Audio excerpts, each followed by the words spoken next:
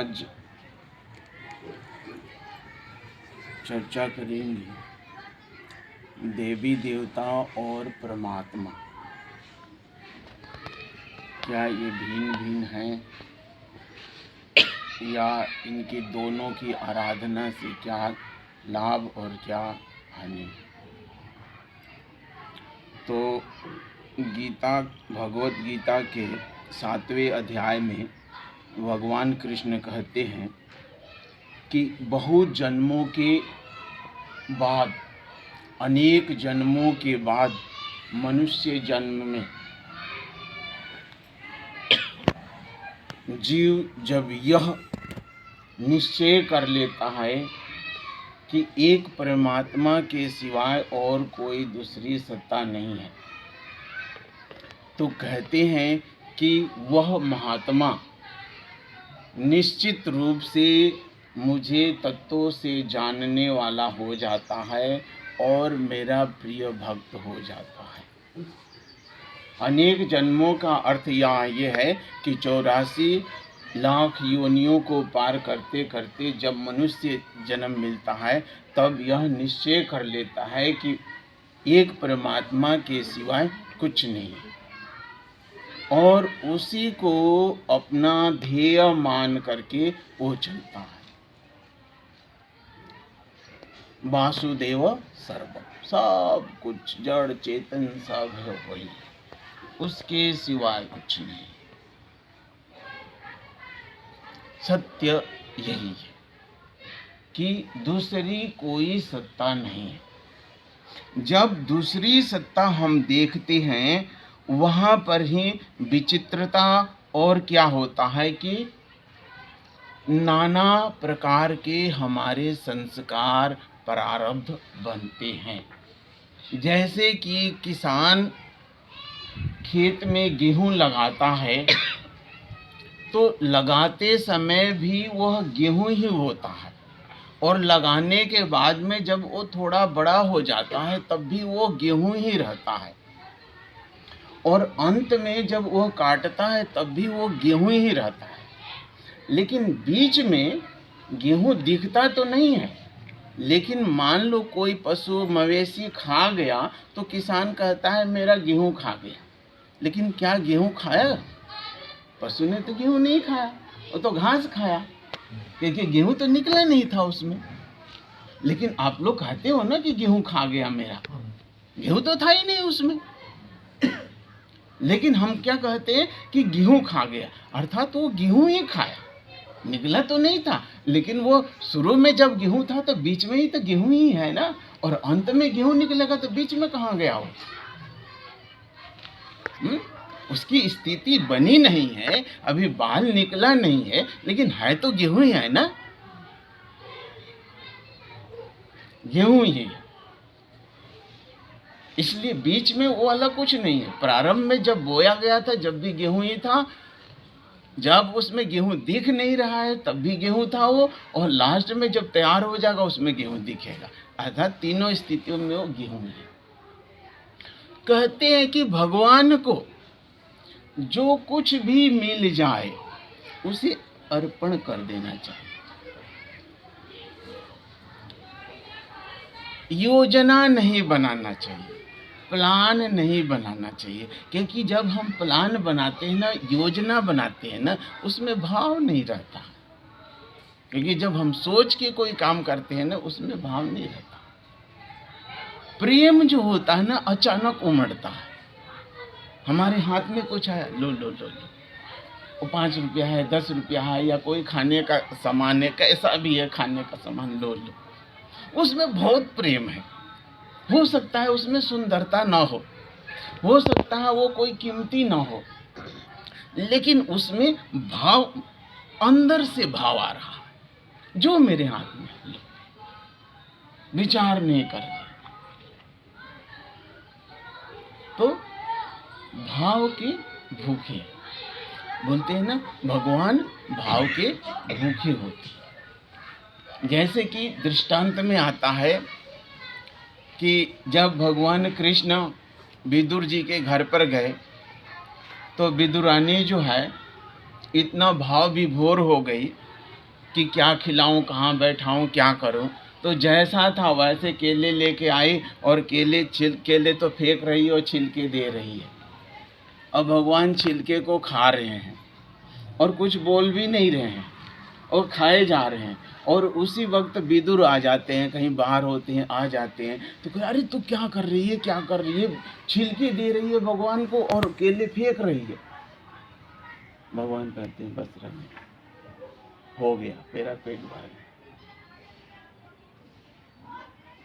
क्यों बोले कि छिलके और केले और छिलके में भेद आ गया।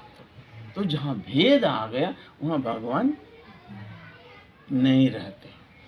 तो जहां भेद आ जाता है वहां भगवान नहीं रहते। इसके लिए कुछ वो नहीं कि ऐसा करना हो जो आपके पास अर्पण।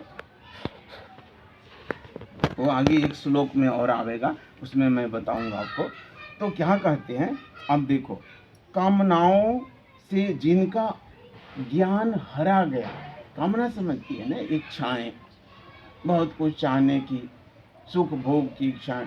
तो कहते हैं कि कामनाओं से जिनकी बुद्धि हरी गई है, मारी गई है जिनकी बुद्धि, ऐसे मनुष्य अपनी अपनी प्रकृति अर्थात स्वभाव से नियंत्रित होकर के उस अर्थात देवताओं को, उन देवताओं को, नियमों को धारण करते हुए अन्य देवताओं के शरण हो जाते हैं अपनी प्रकृति के अनुसार। मतलब उस व्यक्ति का वैसा स्वभाव है, किसी देवता की पूजा करता है, कोई किसी देवता की, कुछ लोग 33 कोटि की पूजा करते हैं। अब उनकी स्थिति क्या होगी जो लोग 33 कोटि की पूजा करते हैं? क्योंकि भगवान सीधा सीधा कहते हैं कि उन कामनाओं को और उन देवताओं में मैं उनकी स्थिति कर देता हूँ। अब जो लोग 33 कोटि पूज रहे हैं उनकी क्या होगी हालत, समझ गए ना। तो उस दिन भी मैंने वो चर्चा की थी, 4 प्रकार के भक्ति याद है, अर्थार्थी, आर्त। तो अर्थार्थी क्या है, भोगों के लिए, भोग और ऐश्वर्य के लिए भगवान को मानता है। लेकिन मानता किसको है, भगवान को है, किसी देवी देवता से नहीं मांग रहा। सोचने का विषय है यहाँ। मांग रहा, आधार उसका परमात्मा ही है, आधार उसका संसार नहीं है। वहां पर भगवान की, परमात्मा की मुख्यता है। और देवी देवता को जब हम पूजते हैं तो उसमें संसार की मुख्यता होती है, भेद है यहाँ पर। और आर्त भाव का क्या है, जो शरीर में कष्ट आएगा, धन वैभव नष्ट हो गया, उसको आर्त भाव का बोलते हैं। लेकिन वो भी किससे मांग रहा है, भगवान से मांग रहा है, संसार वालों से नहीं मांग रहा, किसी देवी देवता से नहीं मांग रहा। इसीलिए भगवान उसकी प्रशंसा कर रहे हैं कि वो मेरे भरोसे है, संसार वालों के भरोसे नहीं है, वो मेरे भरोसे है। संसार वालों के भरोसे नहीं है, वो मेरे भरोसे है कि हालांकि वो संसार की वस्तु ही मार रहा है, सुख और दुख, नश्वर कामनाएं मांग रहा है जो नाश होने वाली है, जो कुछ समय बाद नहीं रहेगी। मांग तो वही रहा, लेकिन मुझसे मांग रहा है, ठीक है ना। आगे क्या कहते हैं, जो भक्त जिस देवता का श्रद्धा पूर्वक पूजन करना चाहता है, उस देवता में ही मैं उसी श्रद्धा को दृढ़ कर देता हूँ, उसकी श्रद्धा को उसमें देते। लेकिन करने वाले कौन है, वह परमात्मा ही है, क्योंकि देवताओं की कोई अपनी सत्ता नहीं है, उसमें भगवान ही, क्योंकि एक परमात्मा के सिवाय कुछ है ही नहीं है। तो जिस भाव से, जहाँ दृश्य भावना जस्यर सिद्धिर भवती तादृशी, जहाँ की रही भावना जैसी प्रभु मूरत देखी तीन तैसी। तो उन कहते हैं कि मैं ही दृढ़ करता हूँ, और किसी में शक्ति नहीं है, वो मेरा ही काम है कि उनको मैं उनमें आस्था, उनकी आस्था बैठा देता हूँ।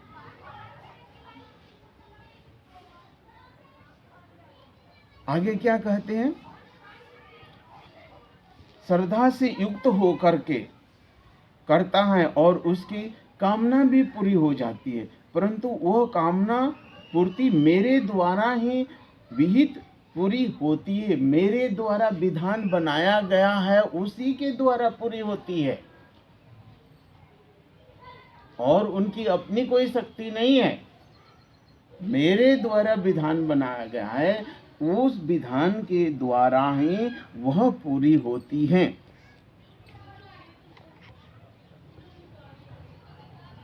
आ रही है बात समझ में?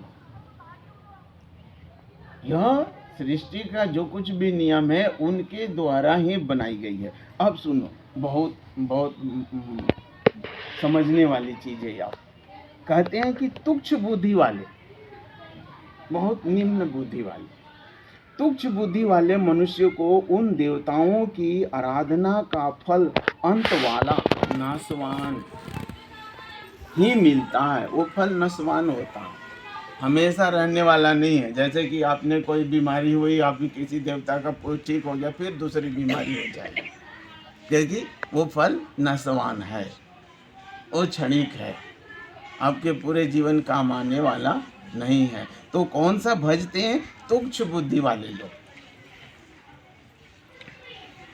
देवताओं का पूजन करने वाला देवताओं को प्राप्त होता है और मेरे भक्त मुझको प्राप्त होता है। अब जो लोग 33 कोटि देवता पूज रहे हैं, उनका वो किसको प्राप्त होंगे? एक को पूज रहे हैं तब तो चलो एक को प्राप्त हो गए।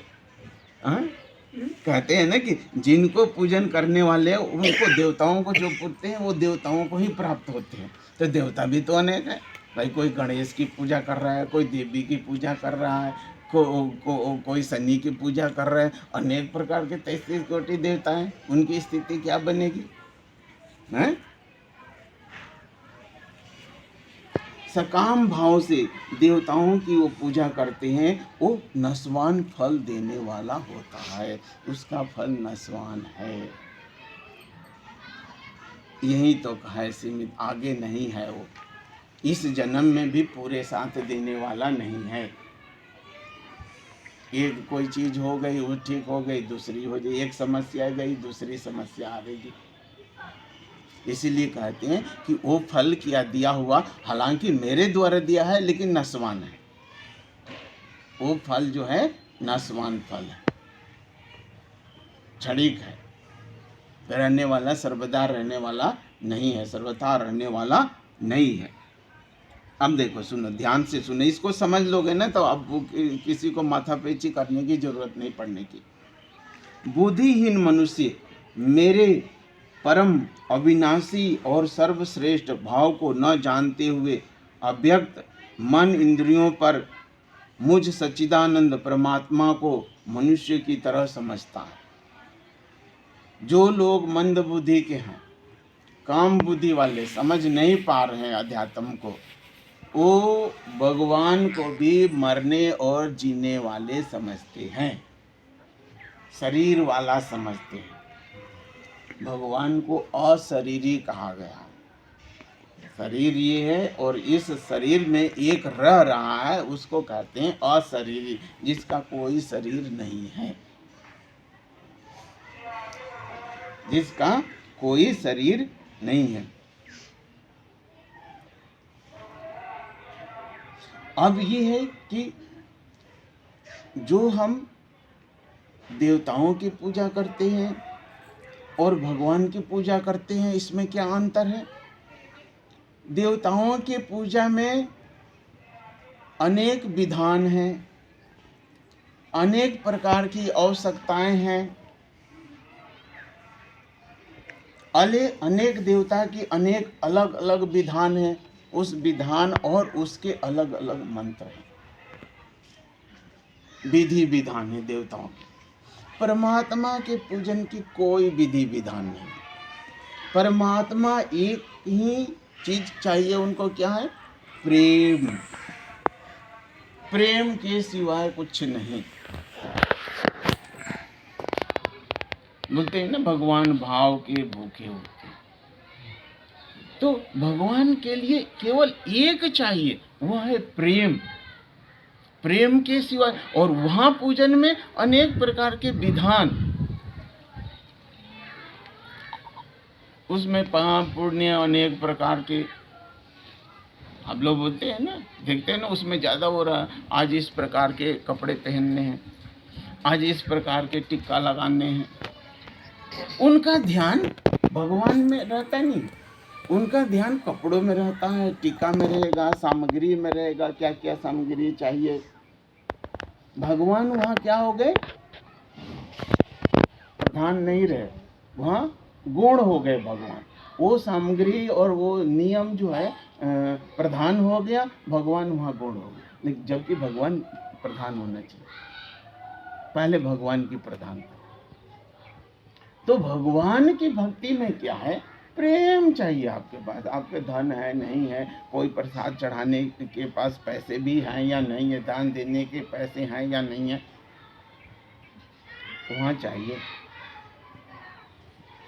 पंडित मांगते हैं ना, पूजा कर रहे दक्षिणा इतना डालो, यहाँ इतना डालो, यहाँ इतना डालो, वो विधि है, वो विधान से चलता, उस विधान के बिना वो पूरा नहीं होगा।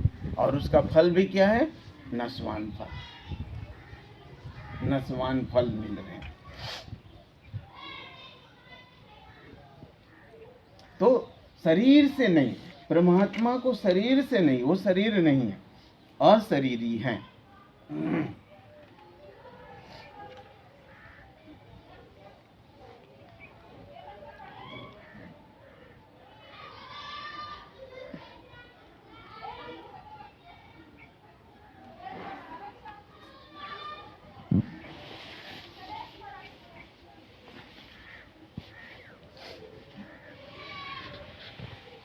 और क्या सुना आगे क्या, देवताओं का पूजन करने वाले शरीर छोड़ने पर देवताओं को प्राप्त होते हैं, पितरों का पूजन करने वाले पितरों को प्राप्त होते हैं, भूतों का पूजन करने वाले भूतों को प्राप्त होते हैं, और मेरा भक्त मुझको प्राप्त होता है। तो इस श्लोक में ये भी बता रहा है कि पूजन का केवल संबंध यहीं तक नहीं है। जैसे जैसे आपका पूजन का आराध्य है, उसके अनुसार ही आपकी गति भी होगी। अगर भूत प्रेतों को भी पूज रहे हो आप, तो भूत प्रेतों को ही प्राप्त होगे। केवल यही नहीं छोटा कि हाँ आज कर लिया, कल को कर लिया, यही काम खत्म हो गया, नहीं। कह रहे हैं कि वो उसको प्राप्त होता है जिसको पूजता है, और मेरा भक्त केवल मुझको ही प्राप्त होता है।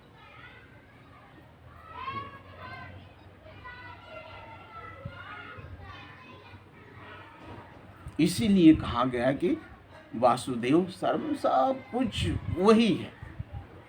अब इसके लिए केवल बोल देने से नहीं होगा, इसके लिए जब तक परमात्मा में हमारा मन नहीं लग गया, तब तक यह मन स्वीकार भी नहीं करेगा कि सब कुछ वही है, सब कुछ एक परमात्मा है, मन स्वीकार नहीं करेगा।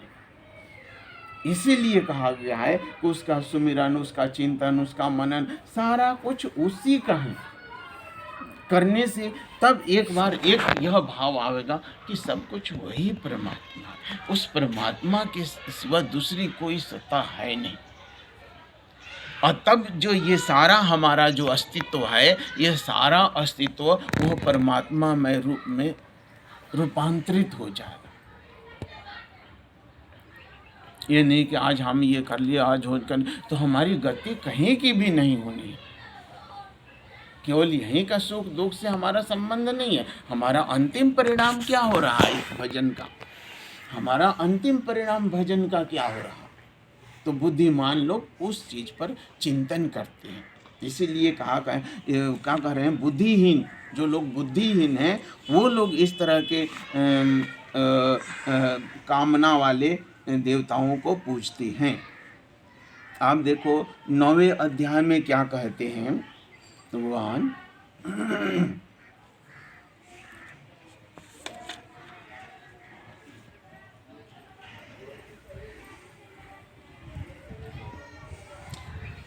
हे अर्जुन, जो भी भक्त श्रद्धा पूर्वक अन्य देवताओं का पूजन करते हैं, वे मेरा ही पूजन करते हैं, क्योंकि उनके सिवा तो कुछ है ही नहीं।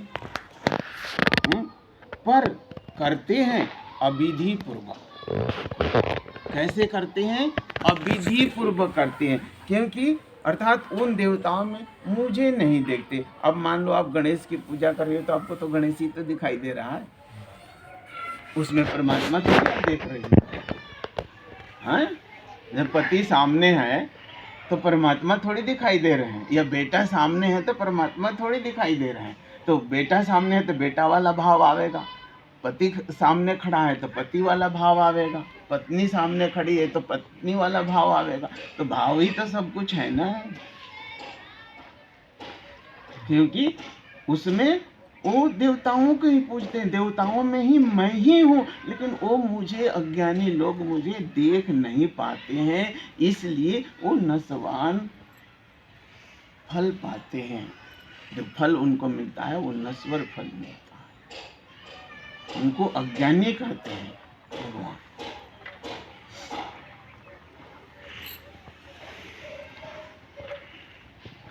अब कहते हैं, आगे कहते हैं कि मैं ही सबका स्वामी हूँ, मैं ही हूँ, परंतु वे मुझे तत्व से जानने वाले, इससे उनका पतन हो जाता है। वो तत्व से मुझे नहीं जानते हैं, इसलिए ऐसे भक्तों का भी पतन हो जाता है। इसलिए एक क्या है कि सब वही, सब में उसी का देखना, सब में उसी को देखना, और इसके लिए सृष्टि नहीं बदलती है, सृष्टि जैसी है वैसी रहेगी।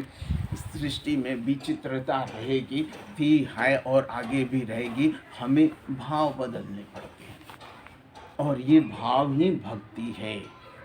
सब में भगवान को देखना, एक भगवान को सभी में देखना। जड़ चेतन दोष गुणमय विश्व किन्ह करता, और जड़ चेतन जग जीव जत सकल राममय जानी। अब बंदों सबके पद कमल जोड़ी जुग पाए। राम में सारा संसार, दूसरा कोई है नहीं, सब में उसी की भावना। तब अंतगति कहते हैं ना, इस लोके और उस लोके, मतलब लोक में और परलोक में, दोनों में सुख मिलेगा। तुलसीदास जी कहते हैं ना, राम नाम जिह दिहरी द्वार, जीव के द्वार पर रखो, जो चाहसी उजियार।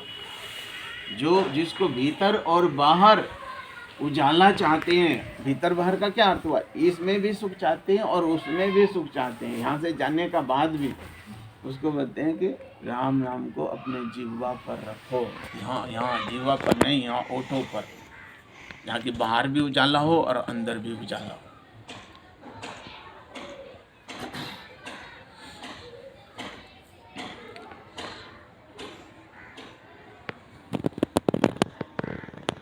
आगे देखो क्या कहते हैं। देवताओं का पूजन करने वाले शरीर छोड़ने पर देवताओं को प्राप्त होते हैं, पितरों का पूजन करने वाले पितरों को प्राप्त होते हैं, भूत प्रेतों का पूजन करने वाले भूत प्रेतों को प्राप्त होते हैं, परंतु मेरा पूजन करने वाले मुझे ही प्राप्त होते हैं।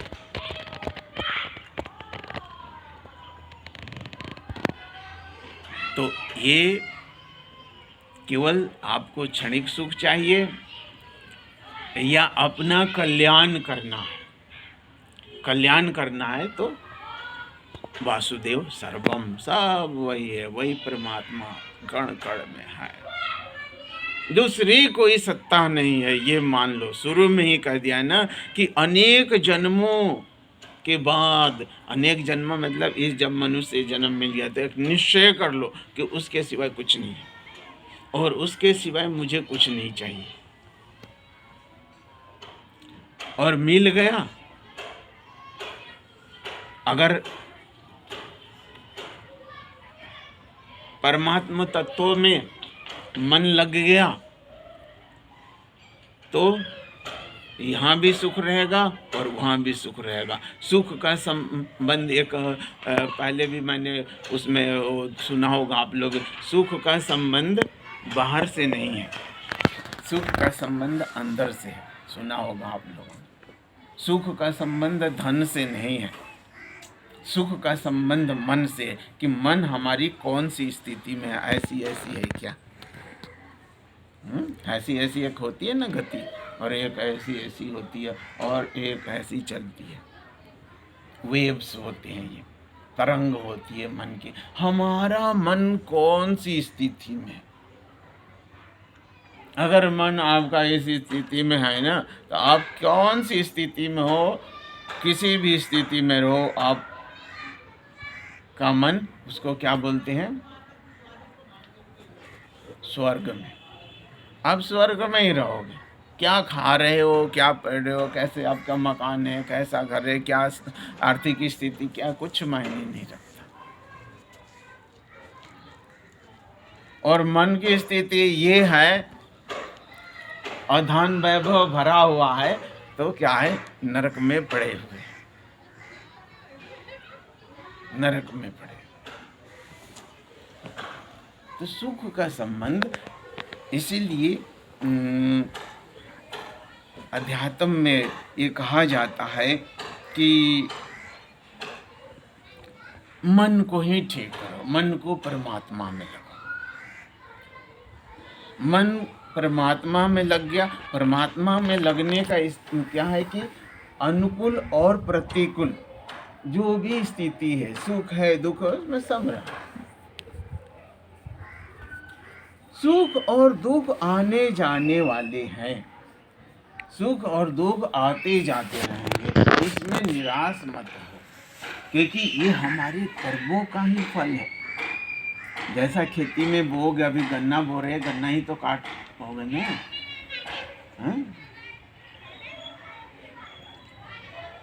तो इसीलिए इससे घबराना नहीं चाहिए। जो हमने खेती में लगाया है, हमें मिल रहा है, स्वीकार कर लो खुशी खुशी।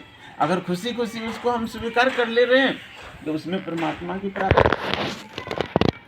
और दुखी हो रहे हैं, तो उसमें जो परमात्मा की प्राप्ति एक होनी थी, उससे हम वंचित रह जा रहे हैं, उससे हम बल्कि और दूर चले जा रहे हैं।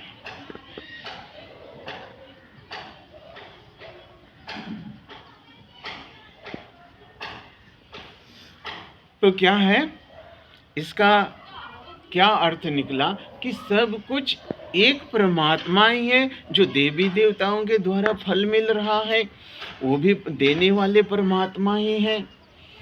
लेकिन वह क्या है, वह विचित्रता होने के कारण, अलग अलग पूजा विधि होने के कारण, अलग अलग देवताओं का पूजन करने के कारण, हम अलग अलग चक्रों में, अलग अलग उसमें फंस जाते हैं, भंवर में। और पूजन करते हुए भी हम सुख और दुख के झोले में पड़े रहते हैं। देखोगे, एक गया, दूसरा परेशानी आ गई, एक गई, तीसरी परेशानी आ गई, दूसरी तीसरी गई, चौथी परेशानी आ गई। ना भुक्तम चेते कर्म कल्प कोटि सतैरपि अवश्यमेव भुक्तव्यम कृत कर्म शुभाशुभम।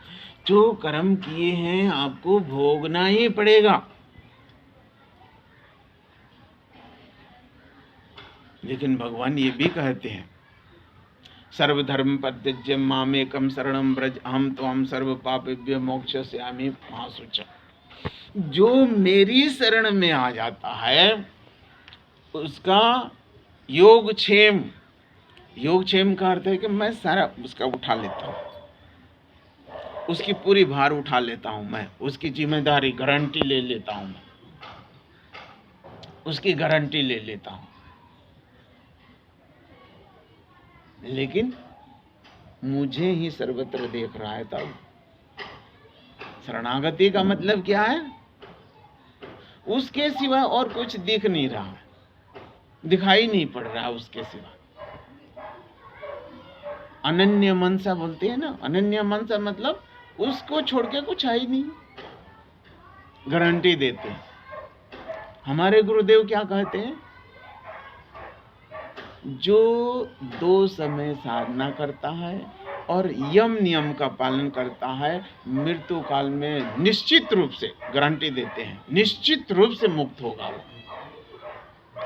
2 समय साधना और यम नियम का पालन, गारंटी। उनका उन्होंने सिग्नेचर कर रखा है, गारंटी है। 2 मत है ही नहीं कि वो किसी दुर्गति को प्राप्त होगा, एकदम गारंटी। इसी तरह से यहाँ भगवान कृष्ण भी कहते हैं कि जो मेरी शरण हो गया योगक्षम, मैं उठा दिया सब, तुम कुछ मत चिंतन करो, बस कर्म किए जाओ अपना, और कर्तव्य कर्म करो, जो करना आवश्यक है वही, और करना आवश्यक वही होता है जो शास्त्र के अनुसार होता है। तो क्या क्या चीजें यहाँ मिली? बन